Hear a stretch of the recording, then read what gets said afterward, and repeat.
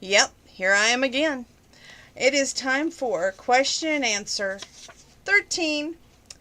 So we're just going to start this off, and we're going to try to get question and answer 13 and 14 done tonight.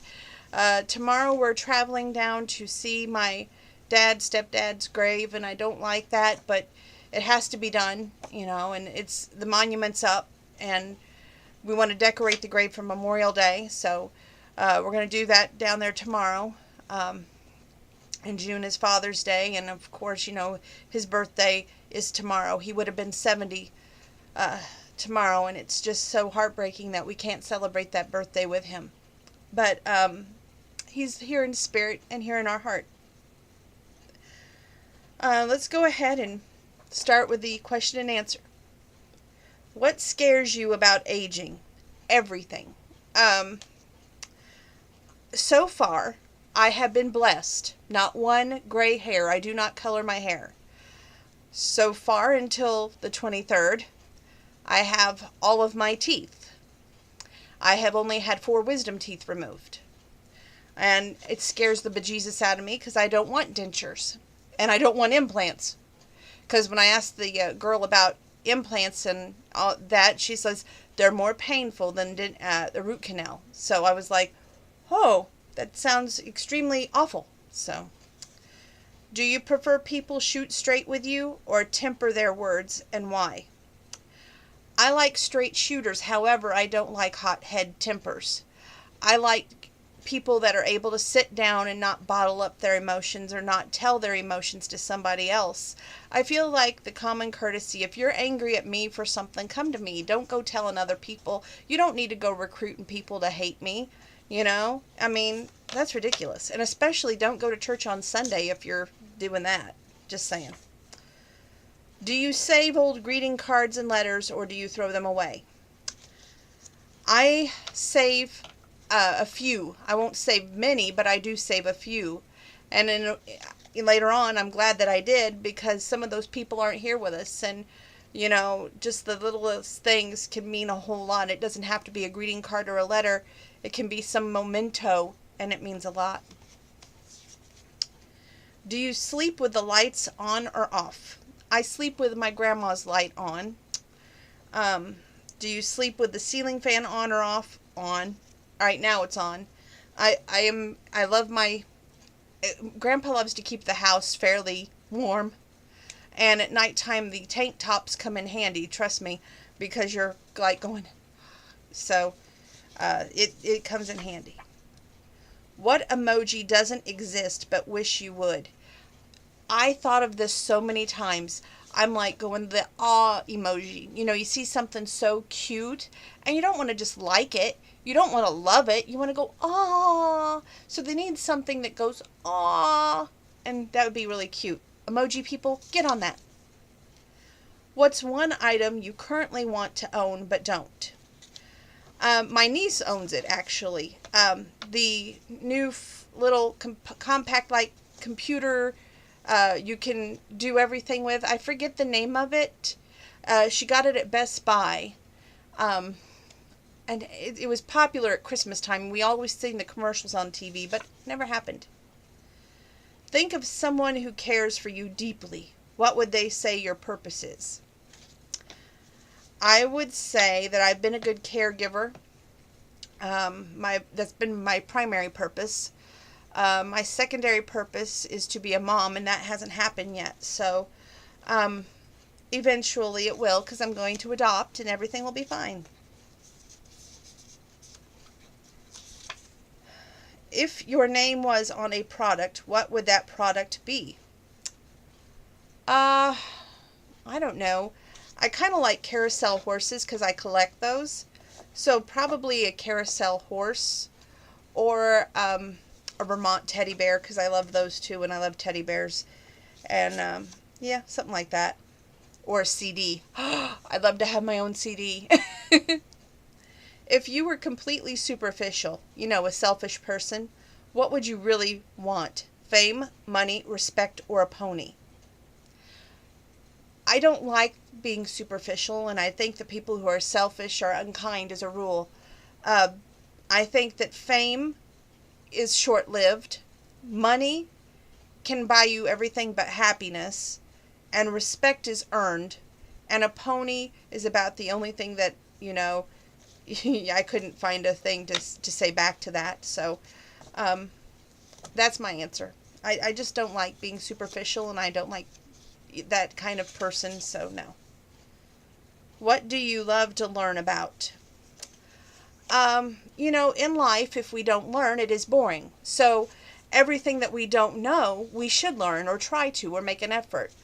I have recently gotten into, haven't seen one for real yet, but I love mini cows. And about a few years ago, I had seen that in Charleston, Illinois, not too far away from here, they actually have a farm with mini cows. So I would like to get in contact with them and learn more about the mini cow. Just saying. Name one physical thing you like about yourself. One physical thing? I am my worst critic. And everybody thinks that that's not true, but it is. When I lost my weight, I wasn't really happy either, and I could find fault. It's always easy for me to find fault. If I was to say the one physical thing that I like about myself, it's always been between my hair and my teeth. Not the hairstyles, but the hair texture.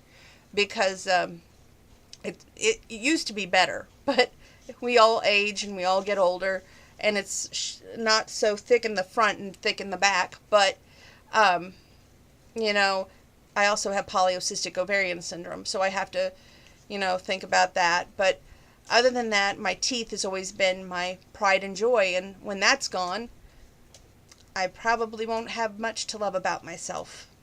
Just saying. If you walk around your home, what clues does it reveal about what you love? Well, we have always done the country music thing, and we have pictures in the front room that are of country music singers, older singers, not the newer, of course. My grandma and grandpa and my mom and my dad and myself, and they're all autographed, and that used to be their hobby. We would go down to Opryland, USA. We would see the shows and then try to meet them. At the time, there was not so much security because we didn't have so many national problems in the world. And you would be able to walk up to them, shake their hand, get your picture, get an address where you could send the picture after the picture was developed. And then you would send the picture to them, and they would send it back autographed. And that's something that I'm very, very proud of, and it still stayed that way. In my room, if you were to walk around and go, what in the world's going on in here? You would see that I have a very range of dynamics. I have stuffed animals that were gotten from my grandparents over the years. I have my carousel horses, little items from different costumes that I kept mementos from. A lot of Cabbage Patch Kids still, and stuff like that, and a little teddy bear that I got from Opryland, USA, and one from Silver Dollar City. Just various items. You would have to really know me to know everything. I love books. I love to read, so there's either coloring books or there's books to read. There's autographed cookbooks. There's just little knickknacks here and there. It's really hard to describe. You would have to see it in order to appreciate it. But I think that tells you about me. What desires keep tugging at your heart? I will always have that desire to get married. Really married, not virtually married. But I have given up on that, and I'm focusing on adoption. When you get hurt and you get burned and you can't find that man that won't give up on you and will make you the top priority in his life, then it's very hard to believe that love exists. So that's what I would say to that. And I just dropped every card. Good thing it was the ones that I asked. A hairstylist notices a complicated hairdo. A singer notices a talented vocalist. What do you notice? Well, I always like to say that if somebody does a job well done, you should always pay them a compliment. and let their boss know how they're doing, because think of that she was on the other foot. And so when I call my bank and I talk to the girls at the bank, and there's a few of them that know me too well because they know my life story, because I have the gift of gab. And they'll talk with me and they'll make me feel just like one of their family. And I will always say, tell your boss you need a raise. And there's a few of them that when we go out to eat, if they do a superb job on us, I will say, tell your boss you need a raise. Because I feel like I'm helping them. And I don't care so much if it comes back to me or not that somebody helps me sometime. But it's nice when it does. But I don't expect it to. I want to help others better themselves. And I think that is a great thing to do in the world. What would you write a book about? I would write a book about what not to do in a relationship. And I think it would be a bestseller. Don't trust too much. Don't give your full heart right away. Don't be scared to love, but yet love to give. And it's so complicated in that one statement.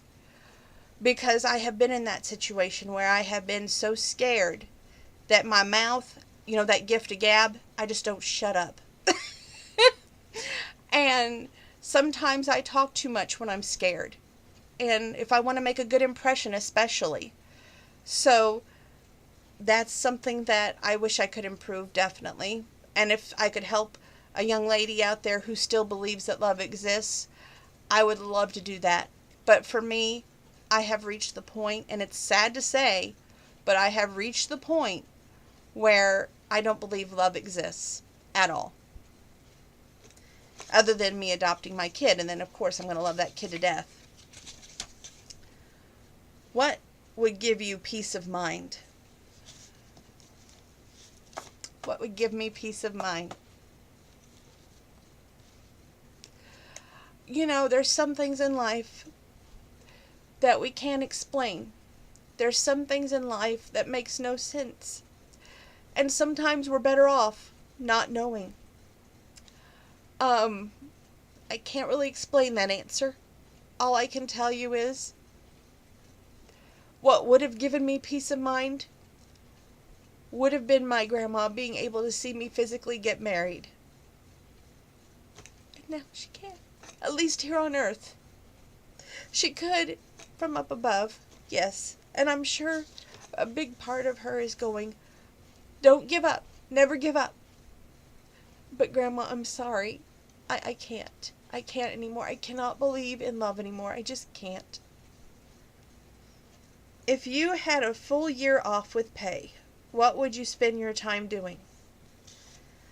With pay, huh?